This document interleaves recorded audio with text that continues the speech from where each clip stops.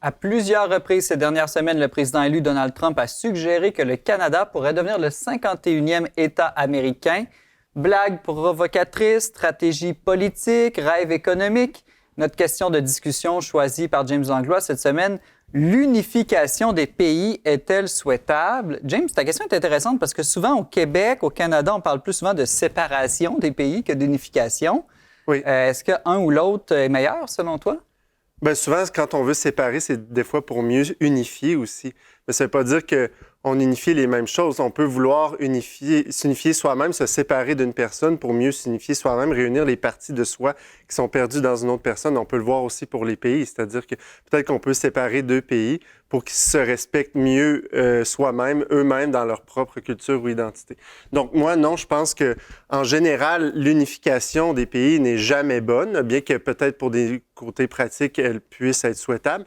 Mais je dis ça parce que ultimement, il y a ce fameux récit de la tour de Babel qu'on retrouve dans la Bible qui nous rappelle un peu que l'homme par lui-même a une espèce de désir de toute puissance et on dirait que souvent, il y a cette tentation-là qui, en tout cas, qui semble un peu présente chez Trump, là, de vouloir, puis chez d'autres personnalités politiques dans le monde, qui vouloir prendre de l'expansion, de vouloir tout réunir pour posséder de plus en plus large, de pouvoir contrôler de plus en plus large. Une seule langue, un seul État, une seule culture. Exactement. C'est une forme d'impérialisme, moi, je trouve, qui est condamnable. Mais est-ce que Un seul anneau. Je sais, James, là, tu référais à la Bible, je pense au catholicisme ici. Catholique veut dire universel. Il y a un peu ça dans l'Église catholique. Une seule Église, une seule foi, un seul pasteur, tout le monde avec le Saint-Père. Il y a même dans la tradition de l'Église, anciennement, là, notamment lorsqu'on on parle de l'époque où, par exemple, Constantin régnait sur l'Empire romain lorsqu'il s'est converti, l'idée qu'il était souhaitable, en un sens, que la paix règne entre les nations et que ces nations-là soient réunies par un seul chef temporel. Un empereur. C'est une institution qui a existé en Occident jusqu'au 19e siècle, là, jusqu'à la fin de du Saint-Empire romain germanique. Mais c'est pas parce qu'il y a une forme d'autonomie ou d'indépendance qu'il n'y a pas aussi une forme de cohésion qui peut être amenée de différentes manières. Puis en ce sens-là, bien, on parle de la tradition catholique, mais il y a toute cette image du corps aussi. Tu sais, chaque partie a sa propre fonction, ses propres rôles, mais en même temps, on forme un corps, donc il y a une totalité, il y a un tout qui est formé et chaque partie a ses fonctions propres. Là, je pense qu'on peut tenir les deux ensemble. On peut ne pas confondre unité et uniformité. Si je reprends ton analogie du corps, chaque membre est unique avec une fonction différente, mais travaille ensemble. Ou fusion, même. Donc, au niveau des nations, il y aurait différentes cultures, mais une entraide internationale. Bien, l'Union européenne ressemble un peu à ça, d'une certaine manière. Je ne suis pas en train de dire que c'est le meilleur modèle, là, mais chaque pays en Europe est quand même une certaine indépendance, une certaine identité propre, un certain fonctionnement interne, mais qui regroupe des intérêts plus larges avec d'autres pays. Laurence, qu'est-ce que la suggestion de Donald Trump t'a fait penser? C'est sûr que j'ai trouvé ça particulier, là. J'apprécie l'humour, mais j'espère que c'est de l'humour, là. C'est-à-dire que... J'ai l'impression que c'est plus de l'humour à ce stade-ci. il y a peut-être un peu de tout ça, mais il y a aussi le fait... si je parle d'un autre principe, là, c'est Aristote nous dit que c'est quand même important qu'il y ait une forme d'amitié là, pour que les gens cherchent le bien commun ensemble. Là. Puis quand on se sent pas lié là, avec les autres citoyens, là, quand le pays est trop vaste, quand le pays est trop nombreux, quand les cultures sont trop différentes, c'est difficile ensuite de se soucier les uns des autres et d'aller dans la même direction. Là.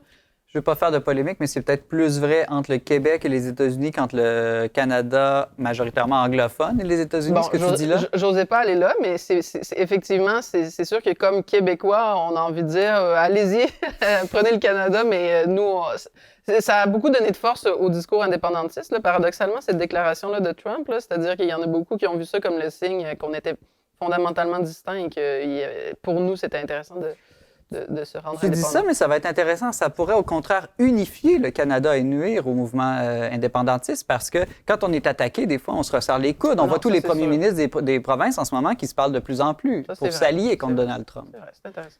Ben, des sensibilités nationalistes québécoises pourraient dire que d'un empire, d'être soumis à un empire ou être soumis à l'autre, finalement, il n'y a pas grande différence.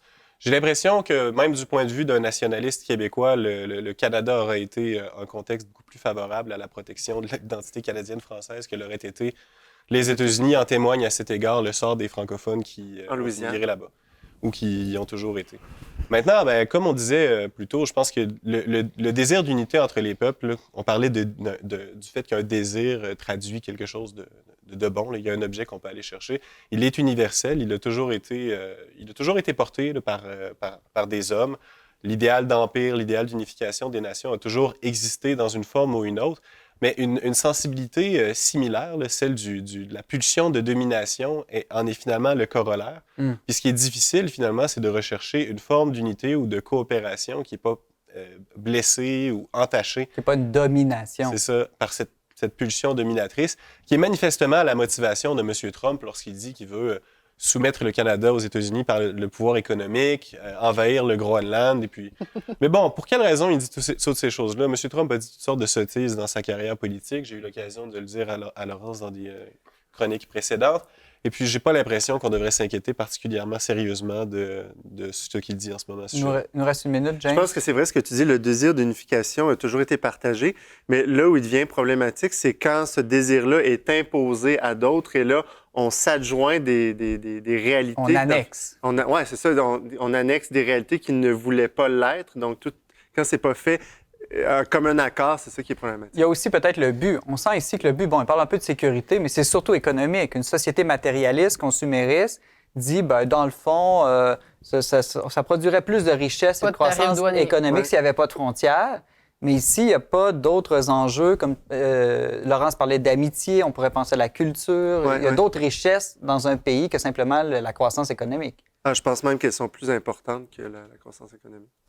Merci à vous trois. C'est tout le temps qu'on avait là, cette semaine pour la discussion, mais la discussion peut se poursuivre évidemment sur les réseaux sociaux, sur la page YouTube du Verbe Média. Vous pouvez aussi nous écrire à verbomoteur@le-verbe.com.